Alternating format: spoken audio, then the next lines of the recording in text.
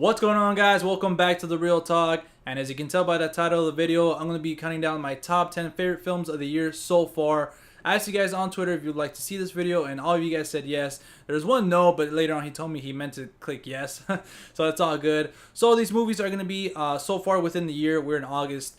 And there is some that I missed, and I think they would have been on my list if I haven't, missed them. So overall, guys, I've been to the movie theaters this year 40 times. I've seen 32 different movies from this year, and in two of them that early in the year I saw La La Land again and in Silence for the first time. But 32 films of 2017, so I'm going to be counting down from those. And let's get to it. Alright, guys, there's going to be some honorable mentions. I believe there's going to be 5. And even this list was a little bit hard to make because there is some films I was like, man, I can't believe I'm not even mentioning these films. But starting off with the honorable mentions, I got to start off with Alien Covenant. This movie was really good. I had a fun time with it. I have a review up in my channel for it if you guys want to see my full thoughts on it. Again, I'm just going to be quickly running down the honorable mentions. I gave it a 7.5. So let's move on to the next one. Next on my list, guys, is The Lost City of Z. It's starring Charlie Hunnam, Robert Pattinson, and Tom Holland. I give this movie an 8 out of 10, guys. I really had a fun time with it. It was a great adventure movie. The acting was really good as well, even from Charlie Hunnam. It's like, what the heck, like Charlie Hunnam. But he did a really good job. Check it out now. I believe it's out to own and even to rent. I recommend it for you guys. So check it out if you guys want to. Alright, guys, so moving on with my list, we have The Book of Henry, which I have a review up for that on my channel. So if you want to see more of my thoughts on the film, go check that out. I give this movie an 8 out of 10, guys. This movie took a lot of risks in the way it was presented its story and stuff like that, and I really liked them. A lot of people were split on this one. It's rotten on Rotten Tomatoes, but I really enjoyed it. The acting is really good, especially from the little kids. So I highly recommend this movie. Check it out if you haven't. Alright, guys, going on with my list, I have Guardians of the Galaxy Volume 2. I don't have a review up for this one, but I give it an 8 out of 10. And the reason why it's on my honorable mentions list and not on my top 10, because actually the first one came out 2014, and it was on my top 10 favorite movies of that year. But this one I thought was a step down. But like I said, I still give it an 8 out of 10. I love the soundtrack, obviously. I love seeing these characters go on another adventure. But I just happen to like 11 movies more than this one. So let's get to the last one on this list. So the last movie on my honorable mentions, guys, is Gifted, starring Chris Evans. I don't have a review up for this one, but I gave it an 8.5. This movie was a big surprise to me because I went into it because of the cast. I believe Octavia Spencer is in it as well. Chris Evans is really good, other than Captain America. And this movie was just interesting to me. But this movie really blew me away. This movie was really well done. The acting in it was really good, especially from the little girl. So I believe it's now out to rent and buy on like digitally, Blu-ray and stuff like that. So I highly recommend to at least rent it and check this movie out. Alright, guys, so now let's talk about my top 10 favorite movies of the year so far. Starting off with number 10, and that is It Comes at Night. A24 back at it again, guys, with It Comes at Night. I went into this movie with high hopes and I came out satisfied. I did get something different from what the trailers were presenting, but nonetheless, I really still enjoyed this movie. I get an 8.5 out of 10, and that's why it's my number 10 on this list. And like I said, I have a review up for that, so check it out if you like. So now let's go on to number 9, which is Get Out. So Get Out, guys, is directed by Jordan Peele, and I do not have a review up for this one, but I gave it an 8.5 out of 10, guys. This movie, it took me like 2 weeks to watch this when it originally released, because there was like so much going on. It was like the beginning of the channel and stuff like that. But when I finally saw it, man, I was trying not to believe the hype, but I can't say that I deny it, because this movie was so well done. It's one of these original films that come out and just blow everybody out of the water, and it was so well done. The acting was great, the story, the directing by Jordan Peele is his first time directing, and he just directed the hell out of this movie.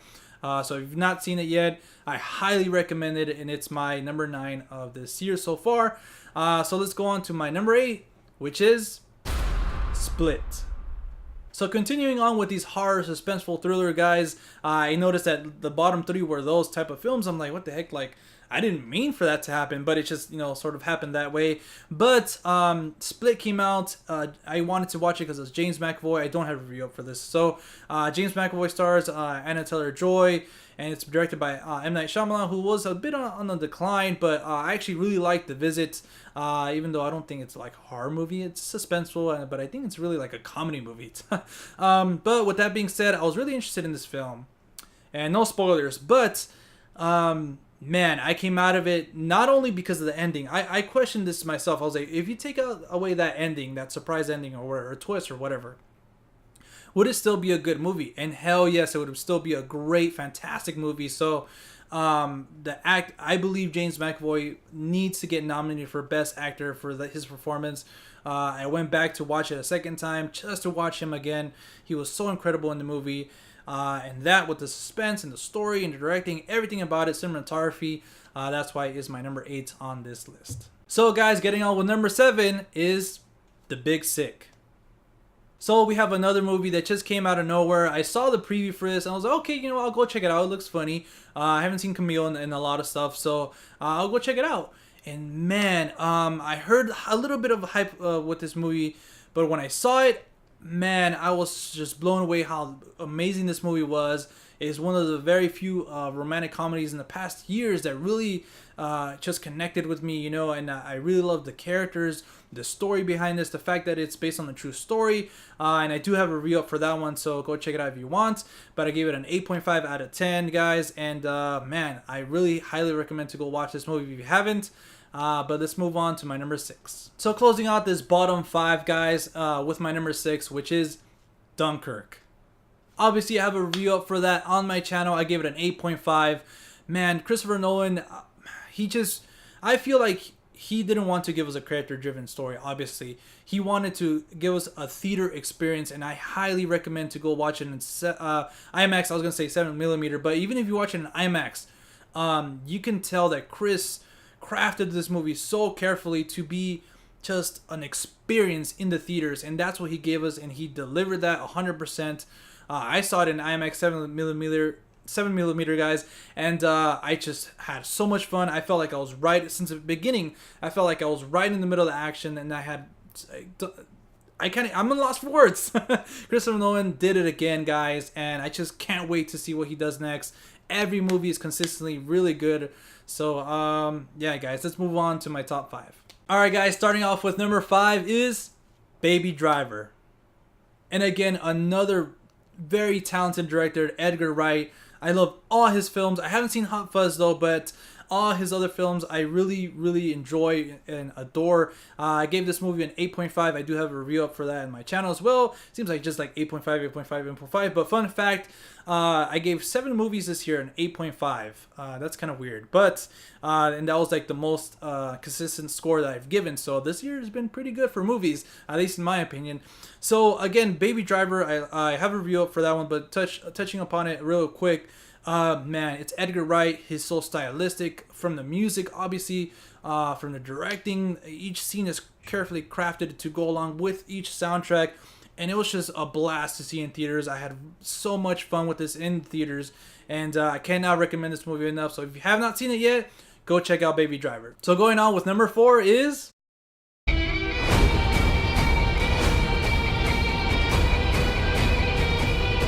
Wonder Woman, guys. Man, I was so excited for this film, and I was very nervous for this film because obviously the DCU hasn't really, I mean, so far I've liked it. Besides Suicide Squad, I thought it wasn't, no.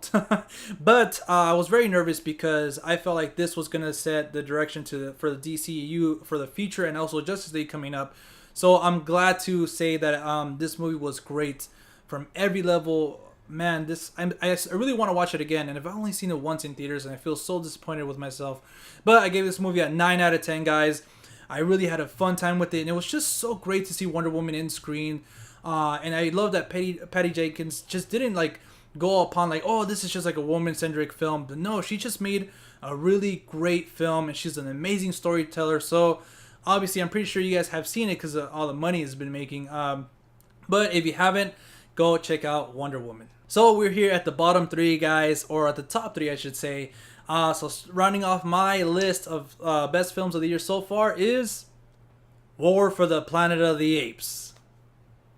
Another movie that I have a review up for in my channel, guys. And I keep saying that because just in case you guys want to check out my full thoughts on those movies. But man, this movie was so emotional, more than I thought it would be. And this movie was a bit different from what the title was presenting, but I thought it was just an epic and perfect conclusion to that trilogy. And this is one of the best trilogies out there today, guys. And one that's like very few that have been very consistently good as this. Because there are sometimes trilogies, you know, you have first two good movies and the third one sucks, or maybe the first one sucks and then the next two are good. So, but this one has been great to awesome and to fantastic. I believe this is my favorite of the series. And Andy Serkis, guys, and his performance. This is another guy I think he should just give him an Oscar, you know. But also the visuals in this movie, I believe it should be nominated for either or, so or win for both. So if you guys have not checked out this movie, please go do yourselves a huge favor and check out this epic conclusion to this trilogy. So let's go to my bottom two, guys. This was very tough for me to decide, and I was really going back and forth with these two wonderful near masterpieces of movies. So let's start with my number two. Logan, you still have time.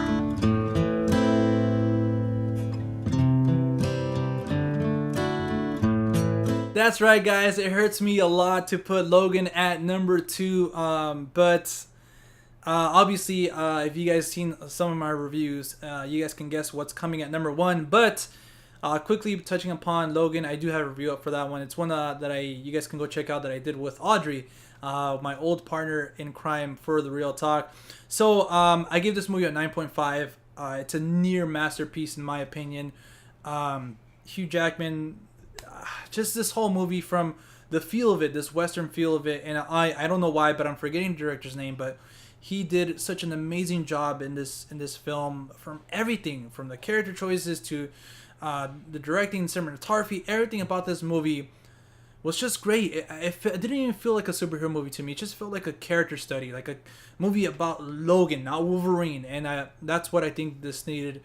This trilogy, if you were to say, call it a trilogy, because the first two were kind of, first one especially, but I felt like this was the perfect end to the Wolverine character. And if you've not seen it by now, you know, shame on you. So that's why I don't care. But I highly, highly, highly, highly recommend this movie, guys. I actually have 2 copies of it. I don't know if you can tell back there. And I'm still giving one away. So if you guys win that giveaway, please just, I'll be more than glad to give it to you guys. So let's get on to my number one, guys. All right, guys, like I was saying, I had a huge struggle in, you know, putting these two movies, you know, in order, like either number one or number two. I had Logan at number one, then it went back at number two, and, you know, vice versa, well, obviously. But without further ado, here's my favorite movie of the this year so far, A Ghost Story. Again, guys, if you guys want to see my full thoughts on this movie, I have a review up in my channel, so go check it out if you like. But man, A Ghost Story just it's very different from Logan, and those two films are very different from, I feel, any other movie on this list, because I love movies that just, you know, give you either great experiences or give you great character studies or just make you think. And that's why I think I love movies, because you go into the theaters to escape real life and sometimes get a better perspective of it, you know? And I feel like A Ghost Story just, man, I've had these similar thoughts about life, and obviously everybody thinks about life and, you know, what it means and what's after life after death and stuff like that. So for a movie to kind of capture that in this unique way of a ghost, you know, a story of a ghost, it's literally a ghost story. But man, everything from the music, obviously that song I downloaded it right away after I got off the theater, and the score, even the cinematography, the acting from these two characters. And I know everybody's talking about that pie scene, but for me it just showed you the fact of what the ghost is going through, and he's just living there, and he can't really do anything. He just stays there. He just watches her eat the pie. And then on the other side of it, you just see her grieving. Like each bite, she digs into the plate like deeper and deeper and more aggressively, and she's just eating it. And she's just, man, that scene was so impactful for me and really great. So Like I said, see my full thoughts in my review in my channel. I'm gonna have links to all these movies, all the reviews down below too. So that was my list, guys, and yeah, let's go to the outro. All right, guys. So let me know your thoughts on my list down in the comment section down below, and let me know your guys' list, top 10 or top 5. I would love to see how different they are. And guys, I did mention a giveaway that I have going on my channel. It's going to be ending on August 21st, so go check out that video. Link to that's going to be in the description down below as well. You guys can be entered to win a Blu-ray of your choice and a pair of movie tickets, so that's pretty cool. But you guys can follow me on Instagram, Twitter, and Facebook at The Real Talk, talk with 2 Ks. And as always, I'll see you at the movies. Later, guys.